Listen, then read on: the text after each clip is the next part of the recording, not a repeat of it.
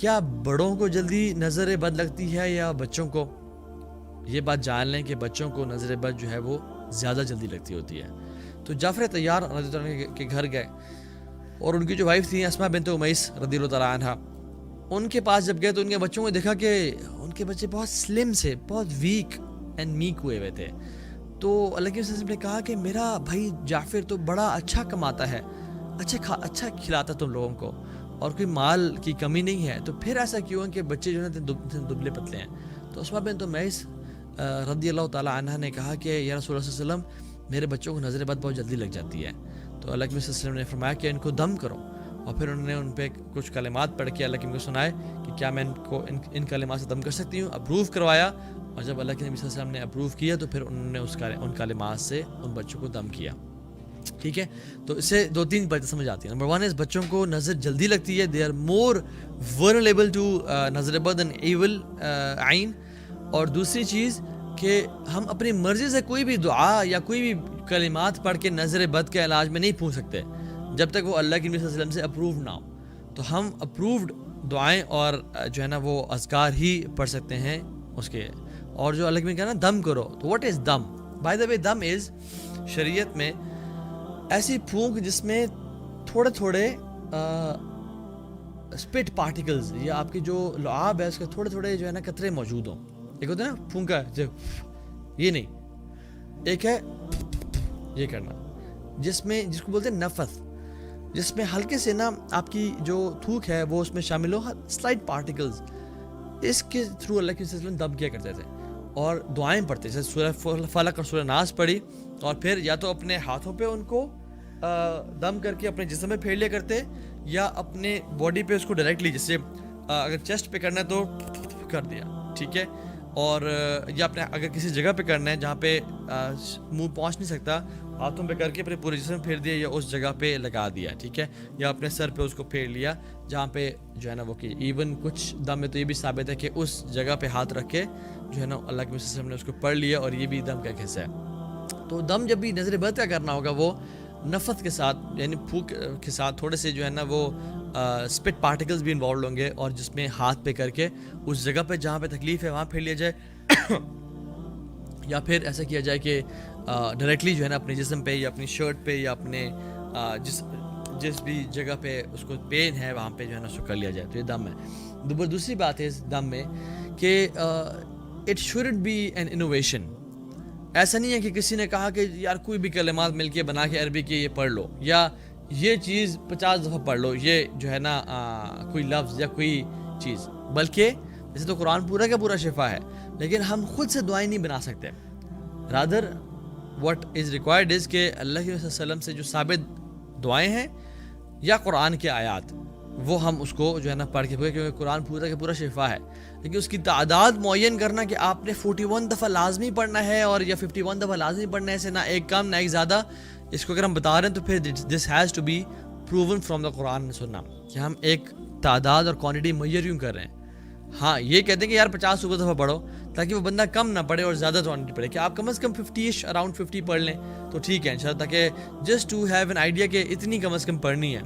ورنہ اگر انسان ایک ویگ فگر دیتے کہ آپ بس زیادہ پڑھیں، کسی انسان کے لیے زیادہ 10 دفعہ ہے، کسی کے لیے زیادہ جو ہے نا وہ 500 دفعہ ہے، تو اس کو کس طرح بتاتا ہے کہ زیادہ کتنا ہے، تو اس کو آپ ایک ویگ سے فگر دے سکتے ہیں. لیکن یہ کہنا کہ اتنی دفعہ ایگزیکٹلی پڑھ لیں، وہ ہمیں حدیث سے جو ہے نا پروون ہونا وہ ضروری ہے. ٹھیک ہے، تو یہ this is what should be recited in them. Now نظر بد لگتی کیسی ہے؟ دیکھیں، it is from the matters of unseen. یہ علم الغیب ہے. ہمیں اللہ تعالیٰ نے اس چیز کا علم نہیں دیا کہ آنکھوں سے کیا چیز نکلتی ہے اور کیسے اگلی بندی کی جسم میں گھستی ہے اور ریاکشن کرتی ہے اور انسان وہ جو ہے نا وہ تباہ و برباد ہو جاتا ہے. واللہ تعالی اعلم نظر بد لگتی کس طرح سے ہے. ٹھیک ہے، اور یہ بات بھی جان لیں کہ اللہ تعالیٰ کی مرضی کے بغیر نظر بد نہیں لگ سکتی. چاہے پوری دنیا کے لوگ مل کے بھی نظر بد کسی کو لگانا چاہیں، وہ نظر بد نہیں لگا سکتے جب تک اللہ تعالیٰ کا حکم نہ ہو یا اللہ تعالیٰ اس کی اجازت نہ دیں. اللہم لا مانع لما اعطیت ولا معطی لما منعت ولا ينفع ذا الجد منک الجد. یا اللہ، کوئی روک نہیں سکتا اگر آپ مجھے کچھ دینا چاہیں. ہم ہر نماز کے بعد یہ دعا پڑھتے ہیں، اللہ کے نبی صلی اللہ علیہ وسلم یہ دعا پڑھا کرتے تھے، ولا معطی لما منعت، اور کوئی جو ہے نا دے نہیں سکتا اگر آپ اس کو منع کر دیں. پوری دنیا مل کے مجھے کچھ دینا چاہے, اگر اللہ تعالیٰ نہ چاہیں تو وہ مجھے نہیں دے سکتے. وَلَا يَنْفَعُ ذَا الْجَدِّ مِنْكَ الْجَدِّ, اور کسی کی پروجنی اور اس کا جو ہے نا خاندان اس کو فائدہ نہیں پہنچا سکتا. ٹھیک ہے, تو دا پوائنٹ از کہ خوف نہیں کرنا, ڈرنا نہیں ہے, بلکہ پریکاشنری میئرز لینے ہیں اور اللہ پہ توکل کرنا ہے اور اللہ پہ بھروسے کرتے ہوئے چلنا ہے کہ اللہ کی مرضی ہوگی تو مجھے نظر لگے گی, اگر اللہ کی مرضی نہیں ہوگی تو مجھے نظر نہیں لگے گی, اور اللہ کی رضا میں میری رضا ہے. What is pleasing to Allah subhanahu wa ta'ala is pleasing to me. What is dear to Allah subhanahu wa ta'ala is dear to me انشاءاللہ تعالیٰ. ٹھیک ہے, اور ایک اور چیز بھی یاد رکھیں کہ جو بھی انسان پہ مصیبت آفت لائف میں آتی ہے, اگر کسی کو نظر بد لگی ہوئی ہے, ہم اس کے بعد اس کے سمٹمز پڑھیں گے کہ کیا کیا سمٹمز ہوتے ہیں انسان میں کہ اس کو پتہ چلے کہ مجھے نظر بد لگی ہوئی ہے. لیکن بات یاد رکھیں کہ جو بھی تکلیف آفت پریشانی ہمارے اوپر آتی ہے نا, وہ ہمارے گناہوں کو مٹاتی ہے. حدیث میں کیا آتا ہے کہ حتیٰ کہ ایک کانٹا بھی چبھتا ہے, جو بھی پریشانی تکلیف انسان پہ آتی ہے اسے گناہوں کو مٹاتی ہے. حتیٰ کہ ایک کانٹا بھی, اللہ کے وسلم نے ایک کانٹے کا بھی منشن کیا, وہ انسان کو چبھتا ہے تو اس کی وجہ سے اس کے گناہ معاف ہوتے ہیں. ایک اور حدیث میں آتا ہے اللہ کے نبی نے فرمایا صلی اللہ علیہ وسلم کہ ایک انسان پہ اتنی مشکلیں پریشانی آفات آتی ہیں کہ حتیٰ کہ وہ اس پہ صبر کرتا ہے اور وہ اس دنیا میں ایسے چل رہا ہوتا ہے کہ جیسے اس کا کوئی گناہ باقی نہیں رہتا ان پریشانی مشکلات کی وجہ سے. لیکن ہمیں ان پریشانیوں کا سوال نہیں کرنا چاہیے, ان مصیبتوں کا سوال نہیں کرنا چاہیے اللہ مجھے مصیبتیں دے. ایک صحابی تھے, انہوں نے اللہ تعالیٰ سے دعا کی کہ یا اللہ جو بھی میں نے گناہ کیے ان کا بدلہ مجھے دنیا میں دے دے, تاکہ آخرت میں میرے لیے کوئی گناہ نہ بچے اور میں پاک ہو کے جاؤں. اور وہ بہت شدید بیمار ہو گئے. رسول اللہ صلی اللہ علیہ وسلم کے پاس آئے اور کہا کہ تم نے کوئی دعا کی ہے؟ تو انہوں نے کہا جی یا رسول اللہ, میں نے ایسی دعا کی کہ یا اللہ میرے تمام گناہوں کا بدلہ مجھے دنیا میں دے دے اور مجھے آخرت میں مجھے کوئی گناہ نہ دینا, مجھے کوئی عذاب نہ دینا. تو اللہ کے وسلم نے کہا کہ ایسے مت کہو, بلکہ اللہ تعالیٰ سے بخشش کا سوال کرو. تم ایسے کہتے یا اللہ جو بھی میری دنیا میں گناہ ہو گئے مجھ سے ان کو معاف کر دے. اللہ تعالیٰ تو بہت معاف کرنے والا ہے. وَرَبُّكَ الْغَفُورُ ذُو الرَّحْمَةِ, تمہارا رب تو بہت غفور ہے اور ہی از the possessor of رحمہ, رحمت تو اسی کے جو ہے نا اسی کی پوزیشن ہے. تو تم نے یہ کیوں کہا کہ اللہ جو بھی مسائل ہیں, جو بھی میں نے آج تک گناہ کیے, جو بھی پریشانیاں مطلب کسی کو تکلیف دی, پریشان کیا, اس کا بدلہ مجھے دنیا میں دے دے. تم نے یہ کیوں نہیں کہا کہ اللہ جو بھی مجھ سے گناہ ہوئے ان کے مجھے معاف کر دے, کیونکہ رب تو بہت معاف کرنے والا ہے. واللہ العظیم ماں دیر سے معاف کرتی ہے, رب العالمین پہلے معاف کر دیتے ہیں. اللہ تو بہت معاف کرنے والے ہیں.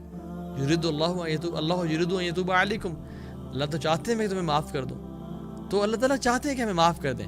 تو یہ نہیں کہنا چاہیے کہ اللہ مجھ سے جو بھی گناہ ہو گیا بس دنیا میں بدلا دیتا ہے مجھے اس کا, آخرت میں مجھے نہ پکڑنا. نہیں, بلکہ ہیو گڈ ایکسپیکٹیشن فرام اللہ سبحانہ و تعالیٰ کہ اللہ جو بھی مسائل ہو گئے ان کو آپ معاف کر دیں, آپ بڑے غفور و رحیم ہیں. اور اللہ سبحانہ و تعالیٰ لوز forgiveness.